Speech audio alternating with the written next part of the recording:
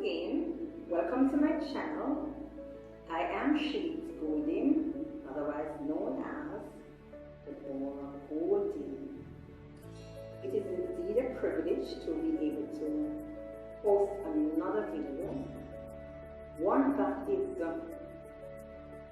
inspirational, and as I said before, these videos are meant to change lives.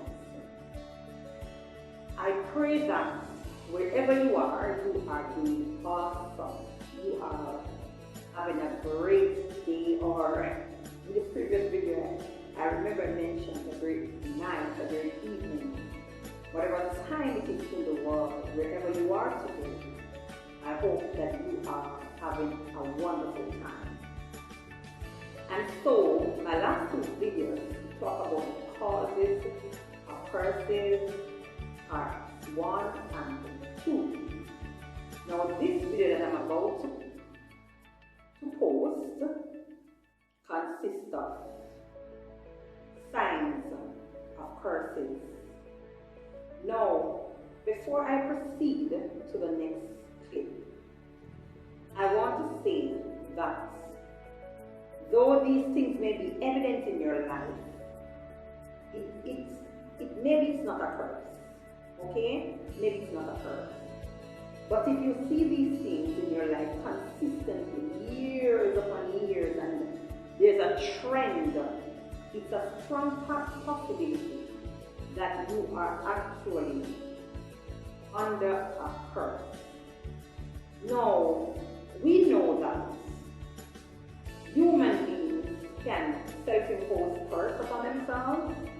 We also know that God put curses on people. And many people would say, no, but God doesn't curse anyone. Yes. There are so many evidences in the scriptures where God cursed a number of folks, a number of families. Can curse be reversed? Can they be broken? Yes. There is hope. They can be broken. But I'm going to do another video as to how you can reverse any curse on your life. But this video will talk about signs of curses. Okay, have you ever noticed anyone or a family that consistently endures frustration and failure and frustration? That is a sign that you could be under a curse. Now, if you are the type of person who is always doing an exam, or you always do exams, a number of them, you take them probably out 10 times before you can pass one. It's a strong possibility that you're under a curse. So, you consistently fail. Everything you do is a failure. Everything you put your hand to, it continues to fail. It's a strong possibility that you're under a curse.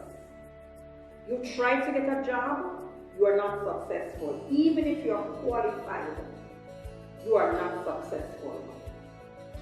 You are in the position to be promoted, and even though you're qualified and you're very brilliant, you're overlooked.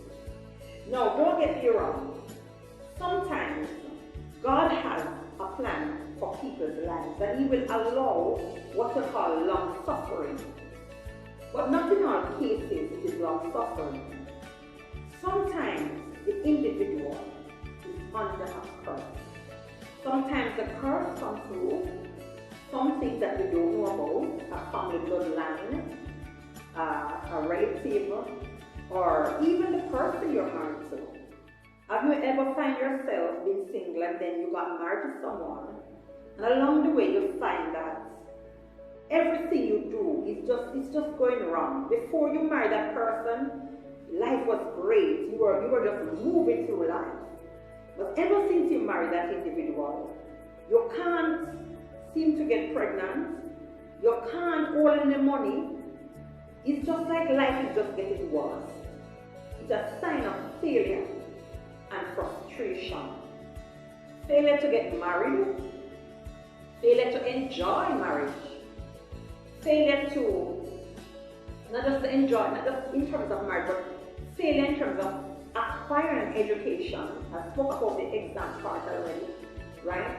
Failure to even learn the simplest thing as reading and basic mathematics. Those are signs of failure and frustration, and it is a sign, a possible sign, that you're under a curse. So the next or second one that I want to look at is female issues.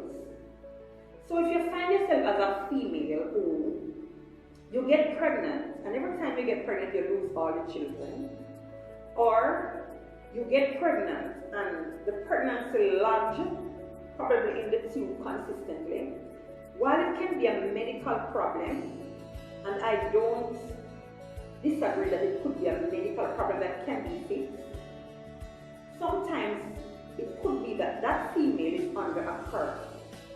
Alright? If that female should look at their family trend, if you find that you have a sister, for example, but she's able to produce kids, it's possible that you share separate fathers, as well as you can share the same father. But if you are, for example, the first child in that family, or the first girl, you suffer the most consequences of the curse. And so, if a female consistently loses children, cannot get pregnant, have certain problems related to the womb, like ovarian cysts or cervical cancer or other forms of problems as relates to the reproductive organ or reproductive area, so familiar to female, it is a possibility that an individual is under a curse. So number 3, emotional disturbances or mental disturbances. So if you find that there are some persons who are consistently getting mad, sometimes you look at some families, all the males in that family, when they reach a particular age, they all get mad. Or some families, all the females in that family, by the time they reach a particular age, they also go mad. It can be a sign that that family or that individual is under a curse. So then, if you find yourself getting angry, right? But we know that Christ in the Bible got angry, but we have seen anger to the dimension where the individual would just kill the person, kill someone, just sort of stepping on their toe. The person just have an anger that is uncontrollable. It is uncontrollable. You cannot control the person. We all get angry, but when you reach a stage where you cannot control that anger, it could be a sign of emotional disturbances and a sign that you're under a curse. I have heard people talk about getting angry and they don't know what happened. All they can see when they got angry was red. They only see red, and when it is all said and done and the dust settles, they don't even understand what they did or how it was done. They have no memory of what they did. But those around them are witnesses.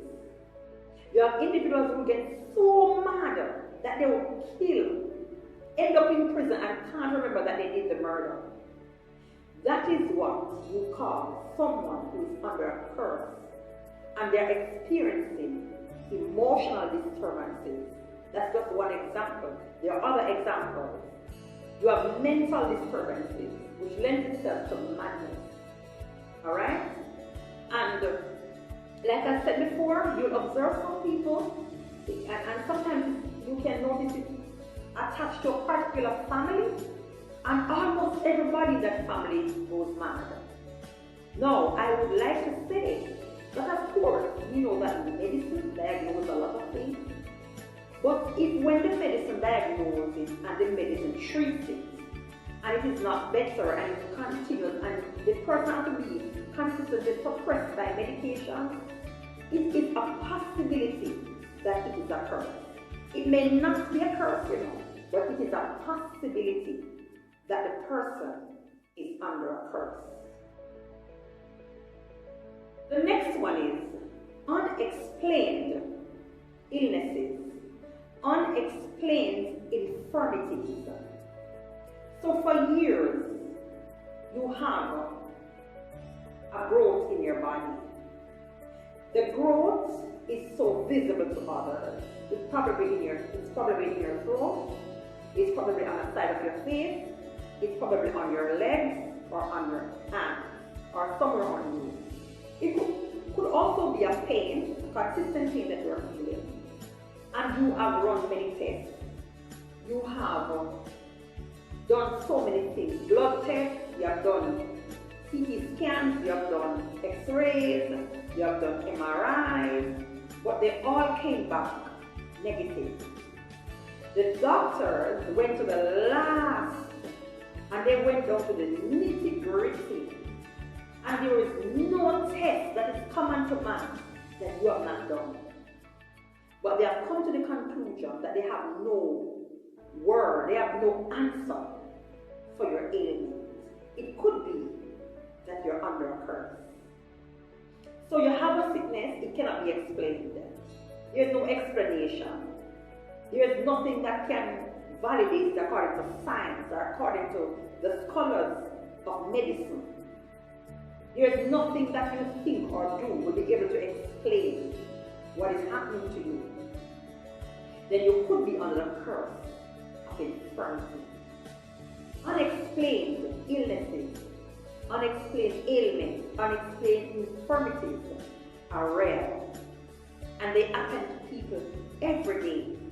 People have some symptoms, they have no idea where it came from. They have no idea what it is. And it's not explained. Science cannot tell you the answer. The doctors are baffled. I remember some years ago, I walked into the hospital and I went there to pray for the sick. It was in Spanish Town Hospital in the Spanish Town area of St. Catherine. And when I went there to pray for the sick, I prayed that day until I felt so drained. When I was about to leave, I saw a young man to the right of a bed. I was about to go through the door and I heard the voice of the Lord say, "Turn back and pray for me." Believe me, I was so drained. But I turned back and I went over to him. I greeted him, but he could not respond because he was stringed all over with ivy. And I stood at the side of the bed and I heard the Spirit of the Lord say, "Witchcraft." Now, whatever the witchcraft was, it's clear it came in the form of an infirmity. And it is a possibility that he was unto his death. When I saw the young man, he was just merely skin and bones. But that day I stood at the bedside and I prayed. When I was finished praying, I felt like virtue left my body. I was already drained. I was really drained when I finished praying for him. And I remember when I went outside, the other missionaries and evangelists, they had to pray for me. And I walked away. When I walked away and I reached home, I still felt the need to pray for the young man. So I prayed that night again. And I pleaded the blood of Jesus Christ over him. And I prayed and I said, "Sickness, you must leave this body." And when I prayed that night, I forgot about it. And it was years later, like 2 years later, I saw a tall, trusting young man. He was somewhere in Portsmouth. And he called to me and I said hi. I didn't know him and I walked away. But the young man pursued me by running me down. So when he came up to me, he said, "Don't you remember me?" I said, "No, where know you from?" He said, "But you know me." I said, "From where?" And he reminded me that he was in the hospital The doctors could not tell him what was wrong with him. The doctors did not have answers to his problem. He said he was there for months. They were to operate and they did not know what to do because they could not tell what his problem was. He was just getting so skinny. As I said before, he was very skinny. The young man that greeted me was a tall, attractive young man. He is probably as tall as 6 feet or a little over, based on my estimation. Because I am 5'5" and he was way taller than I am. And so, he said to me, "Can I tell you about that day when you prayed, what happened?" And he began to explain to me. He said to me, "When you left, the night he felt a bright light came over him." He said the light was so bright, he knew it wasn't the bulb, he knew it wasn't the nurses passing, but because of how he felt. And he said it was so warm. He said when he felt it, he felt strength to get up. He felt like he wanted to vomit and to defecate. He said he ran to the bathroom, and upon reaching the bathroom, he vomited a lot of stuff, and he passed out by a feces, a lot of stuff. He said they were dark, they looked awful, they looked like they were people crawling, and they looked like they were alive. What came out of them looked like it had life, but he said it was black, it was dark. And he said that parts of it was like blood, and other parts had colors like green in it. And he said the moment he passed that out, he felt strength. He said he had to take the IV, everything out of him, because whatever was happening with his body, he felt strength. And he said for months he couldn't stand up. And that day, after I prayed, he was delivered. He said after that the doctors were made, they had him there for another week testing him. They couldn't find the complaint. All they know, they did not need to put any more IV in him, and he was well again. That is what you call an unexplained curse. It could be a family curse that attacked that young man, or it could have been someone who placed it on him. It could also be what he did, right? What he did could have brought it on him. But God forgave him, because I remember when I prayed, I said, "Lord, if he had committed any sin, forgive him." And I prayed for him and he was healed. I could not compare the man I saw in person who was healed to the one that I saw in the bed that day. And it was when he said it, my memory was jogged. So I want to say to you that unexplained illnesses are real. Even if it's a simple pain, you don't take it lightly. One pain will bother you for years and it becomes so frustrating and so annoying. And no matter what you do, no matter how much Panadol you take, it cannot ease the pain. You'll drink all this syrup tea and you still have the pain. Unexplained infirmities. The next one I want to talk about is untimely death. Somebody told me the other day that they don't believe in untimely death. I said yes, people can die before their time, but it was never their time again. It happens every day. Untimely death. So, have you ever seen some families? And you may wonder, why do I talk so much about the families? Because usually, these curses are not independent of the family structure, both on the mother side and also on the father side. Family has a lot to do with curses that affect you. Sometimes it's not family inherited curses, but you have some family, when the males reach a certain age, they die. Whether it's crime that killed them, or they just drop down and die. I remember this individual who nobody in his family ever leave the country that they are in. And so he was warned never to. Anybody who would leave would be like a female, but especially the male cannot leave the country. Especially the male of the family could not leave the country. The person could not understand why he can't leave them. And so it so happened that he got a break and he was successful to leave the country. He took the plane and left the country. But the moment he landed in another country, he died immediately. Why did he die? Because there was something set in an altar or in stones. He was under a curse, and that curse is that of a timely death. Everyone in his family at a certain age, every male in his family at a certain age, they die. There are some families that are not supposed to have male children. There are some families that their females are not supposed to give birth or have a child, because the womb of those members of the family are so young. There are some families that there's no cause or explanation why a young vibrant person just died. It's not something that can be explained. And people sit there and say, just so? And they wonder, did nothing, it just dropped down and then just so?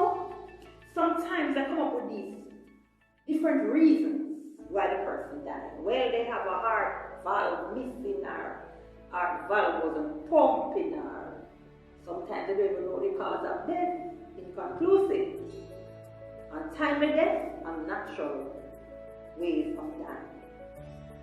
Alright, so you can know if you're under a curse by the fact that the persons in your family experience untimely death or natural causes of death. No, the person just take up and die. The person just die in their sleep. There's no sugar, there's no high blood pressure. Young vibrant person, promising individual just die. It happens every day.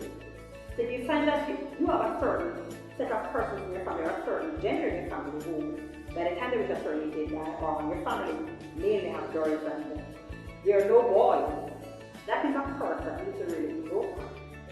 And sometimes it's not easy to break it, but it has to be broken. And as I said before, I'll do another video that talk about how you go about breaking these curses.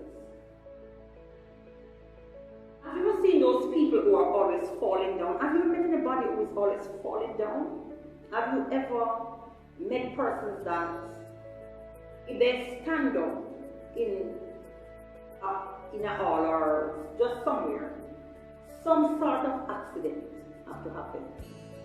When it's not that, they're always falling down. It can be a curse. It can be a curse. So if you are the type of person who's always falling down, always bringing your leg, bringing up the heels, drop, boom, just a drop, boom, boom, boom, it's a possibility that you're under a curse. It's a strong possibility that you're under a curse. The last one I'm going to deal with is financial lack. Some call it poverty. Like I said before, for various reasons, persons will find themselves under a curse. You'll be tithing in church, and yes, you're tithing, but you cannot explain why you're tithing, but you still lack. It could be that you're under a curse. And I said this earlier in one of my videos, that so many times we ask God for things, and God show us the way, but we are not obedient. We are disobedient to what God says. And He will continue to hold you back in a spirit of lack, where you can't find you don't have. I know what it is to go through a period of lack. I've been there. I've been through seasons in my life where I couldn't see anything. I could tell where my money was going. But to a larger extent, it's like it's anti-mode. And sometimes there's nothing to even put at the moment. It's a possibility that you're under a curse. One of the things that caused me to start praying seriously about my finances is this. When I was going through the period of financial lack, I find that when I prepare my food dropped on the ground. My food just fell out of my hand and dropped to the ground. And every time I look, I may be there good, prepared food, and the pot just turned over. The house is not, my house is a concrete house, and the pot just turned over. And one day I was there, and I had the plate in my hand. I know I held the plate right. And the plate just slid. It's like somebody almost pulled the plate from my hand. and it drops on the floor. And right there and then I hear the Spirit of the Lord say, destroy the spirit of poverty over your life. Destroy. So the Lord was telling me that it's a serious issue and I needed to pray. When this was happening, I was tithing. I was giving. But there can be so many things that can put a curse in your life. People, as I said to you before, people will see you blessed. You're going through life nice and they just get a grudge. And they just feel grudgeful and they will do anything to curse you. And the moment I put that situation under the blood and I started to pray and fast, I started to give to the orphans. I started to give to the less fortunate. That was when I found myself not going through the issues anymore and find myself coming out of certain things. So, I often say to people, and I thank God for where I am today because I remember times past when things were worse. And so today, I glorify God. So, if you find that you are in this overhead poverty, you can't find money to do anything. You can't even find food, not even a grain of rice. I have never gone to the point where there is nothing in my house. If it's even 2 grain of rice, even if there is no tomato to fry up something and cook, there's always either rice or cornmeal or something that I can take my hand and turn to fashion. But I'm telling you, there are people in this world who they suffer from financial lack and it's real to them. It is a possibility that those individuals are under curse. God bless you. God keep you. Remember that this channel is meant to change lives. I hope that your eyes are open to all the things I just shared. And I pray that the God of heaven will continue to bless you. He will continue to keep you. And He will continually make His face to shine upon you. Thanks for watching. Shalom.